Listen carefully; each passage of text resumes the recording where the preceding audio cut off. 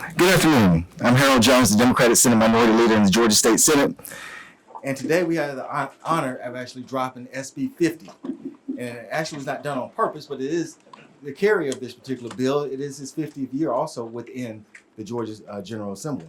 So SB 50 will actually help us close the insurance gap that exists in the area of health insurance. Closing this gap means various things. Number one, it helps reduce infant and maternal death rates. Secondly, it also makes sure that working parents and kids have access to care. It also will increase access to needed mental health services, building safer and stronger communities. The insurance gap that currently exists means that people have to use emergency rooms, unfortunately, sometimes even jails, all sorts of stopgap measures to actually get health insurance. Those days will now stop.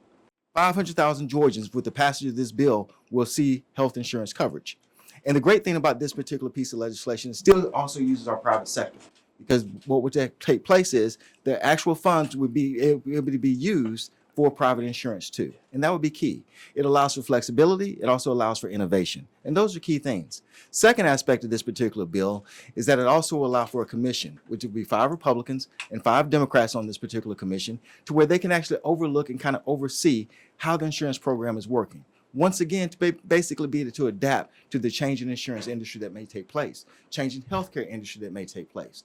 So you have a situation where you have private sector still actively involved that allows innovation, and at the same time you're making sure that this particular legislation will continue to grow over the years.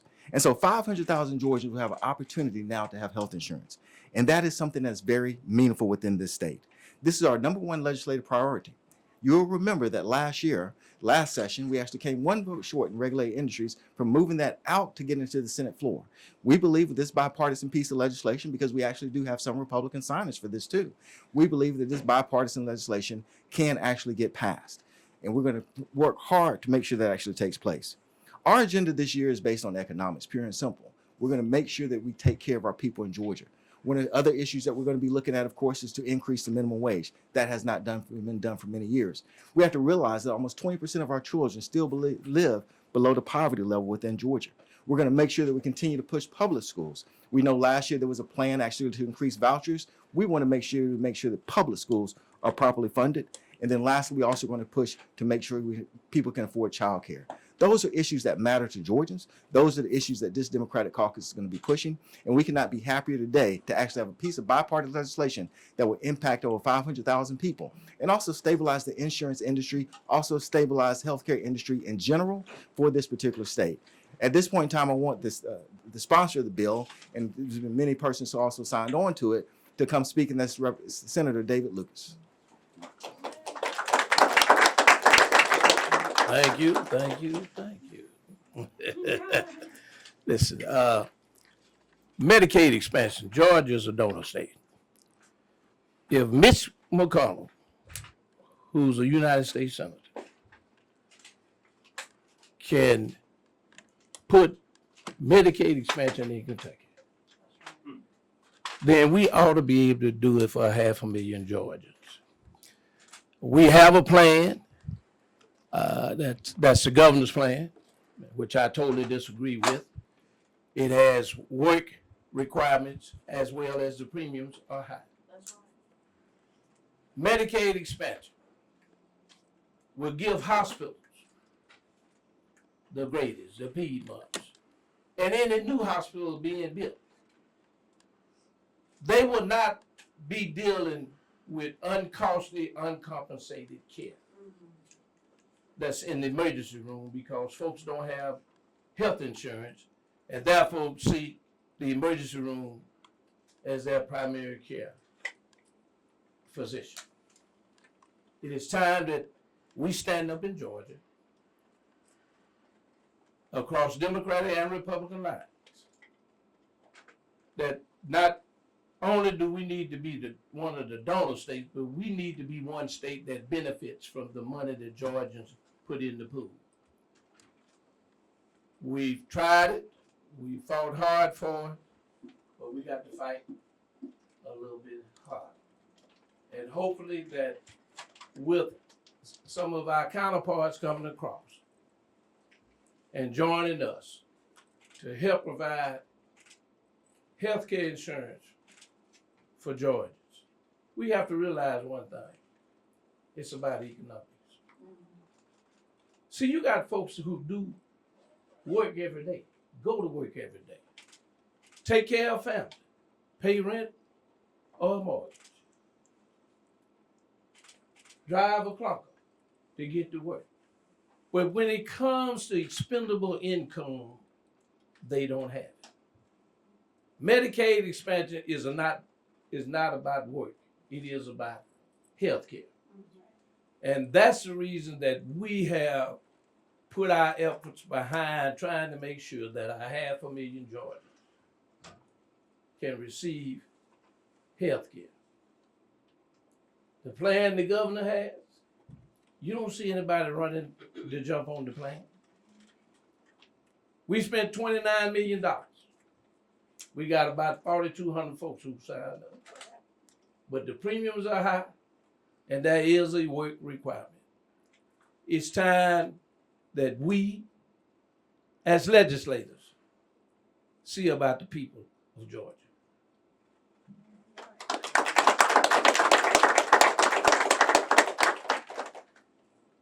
And also, as our president, also have Leader Hughley here also with us. They're our partners in this, of course. We want to make sure we get this done for the state of Georgia. And this time we open up for any questions. Yes, ma'am.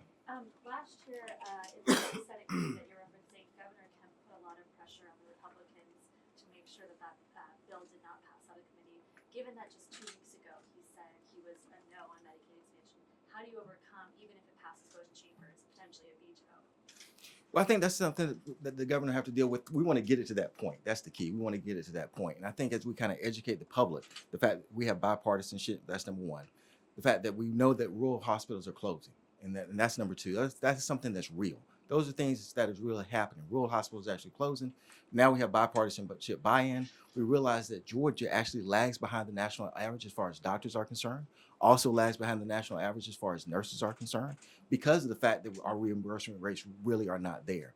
I think when the facts are there, and as long as we're pushing the issue openly, and we welcome bipartisanship, we welcome dialogue, but I think as long as we're pushing this issue in a good fashion, we can get the governor on board. I just believe Pathways right now has too many logistical issues with it that will not be able to work. But I think that we can work together on this, and I think that's the key thing. We're open. We're open to working with the governor on this, without a doubt. We're open to doing that, and I think that's key. We all want the same thing, but I believe this mechanism is the best way to get there, and that's the path I think we should be taking. When the governor announced his Pathways proposals, he made this claim that his pathways covered 200,000 more than full Medicaid expansion would. What was your response to that? I think what's happening is just basically he's conflating what's called the premium tax credits that comes from the federal government and actually putting those numbers within there. I think that's what's taking place if you really look at it. So what happened is the federal government actually created a tax credit that made access to healthcare a little bit easier, more affordable, and people who went to the marketplace on their own. So you have the private market, you have the marketplace there, the ACA marketplace. You still on your own could actually access that insurance. And so people who now had that tax credit, they were able to access that. But that's actually a federal program. That actually came from the Biden administration that he actually is taking credit for. But I think that's exactly what was taking place. But as far as Pathways itself concerned, if you look at the numbers, that would not be supported. Who are the Republicans that signed up? So we have Carden Summers, Billy Hickman, Russ Goodman, and Sam Watson. Democrats have some power when there's other legislation that Republicans are not unified on and need Democratic votes. I'm thinking potentially of the tort reform push from Governor Kemp that we're expecting to see later this week.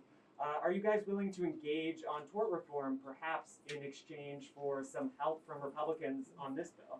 They're separate, quite frankly. They're separate issues, and I think they should be treated separately. And that's how we're going to be approaching this at this particular point in time. Right now, those are two separate issues. But when you start talking about healthcare and tort reform, here's the difference. Healthcare really should be treated as a right. So that should not be connected to any kind of other kind of deal. Health should be treated as a right, not as just something that you're trying to bargain and make a deal out of. With the Georgia Pathways being up for renewal this year and the government plans to submit the application to have it renewed, I think that's adding sense of urgency for y'all to get something done this session. Yes. It certainly is adding a sense of urgency, but the urgency really is not on our part. The urgency is for the 500,000 people that are not covered. The urgency basically is for Georgia, because the fact that when you have this kind of instability within your healthcare system, that causes instability all around. So that's really where the urgency is. So it's not for us. We want the bill passed, but the urgency is people right now who today can't get their children insured, can't get themselves insured. That's where the urgency actually exists. Are there, I saw a hand in that. Go ahead. you talked about that you feel like the premiums are too high on the governor's plan. What would the premiums and the copays look like under your plan versus the governor's plan? It differs, but when I say the premiums, I'm not really necessarily talking about necessarily the premiums on the government's plan. One of the issues about the governor's plan is you're basically trying to create a job program and a health insurance program to combine. That's really the key part about that plan that becomes difficult. It's an administrative nightmare is what it is, because that's exactly what you're doing, because you have to go all these different hoops to determine whether a person is working or not working. They have to do different things to show that. That really becomes the logistical nightmare of it. The premiums that will exist, of course, that's now going to still, because it's going through a private instrument, because it's going through private insurance, that is something that will still have to be worked out. But I think the problem with the governor's plan more so is the logistics of it, because you have your employees trying to be basically persons who are looking at jobs, but at the same time trying to provide health insurance. Those two shouldn't be melded together in that way. Yes, ma'am.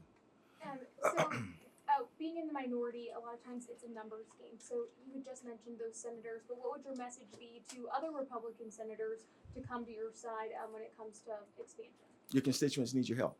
That's the bottom line. Your constituents need your help. Georgia needs your help, because many of those Republican senators represent those rural areas. This isn't just a rural issue. It's a Georgia issue. But certainly those who are living in those rural areas that have hospitals that are being closed don't have access to almost any medical care. We even heard talking about legal deserts today. There's also medical deserts. This is a real issue. And so your constituents need you. That's what my message would be to them.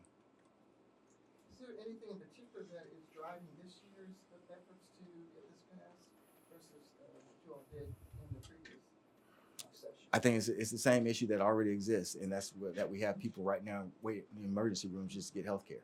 I think that's the issue. Do you feel that this year's efforts could supersede what you did last I think so. year? I think so. I think we have a good chance because we came so close last year. And so that helps. That gives you the momentum. And that's why we didn't want to lose that. If we had a conversation about that, should we maybe not push this? Absolutely not. We have to do it because the state needs it. What, maybe this is a question for Leader Hughley. I feel like one of the biggest things that has changed since last year is that the speaker seems to have closed the window that he opened last year. Talk about that. Well, you know, under the gold dome, a no might mean not now, and windows are never really closed. But Republicans see what we see. They see that we have 11.7% uninsured here in Georgia. They see that hospitals have closed. They see that we have maternal care deserts. They see that rural communities don't have doctors, they don't have hospitals. They see that and they feel that this is an economic issue.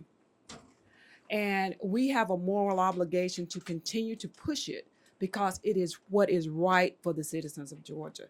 So I always say no may not mean no, maybe just not now. Is it possible that no means not while Brian Kemp is governor? Well, you know, governors can be persuadable. And I think it's incumbent upon all of you all to help us tell this story. And this is Georgia's story. This is the greatest failure of Republican leadership is the lack of providing access to health care to Georgia citizens.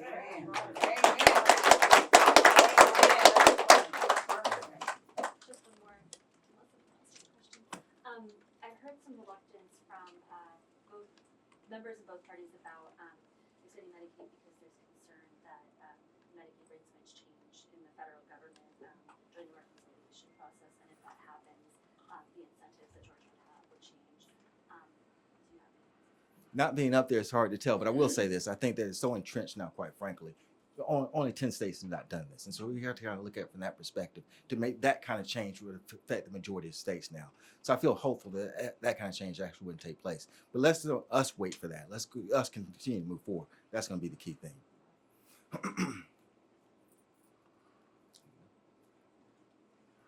Anyone else want to say anything? Thank you guys so much for coming out. We really appreciate it. Thank you. Thank you. Mhm.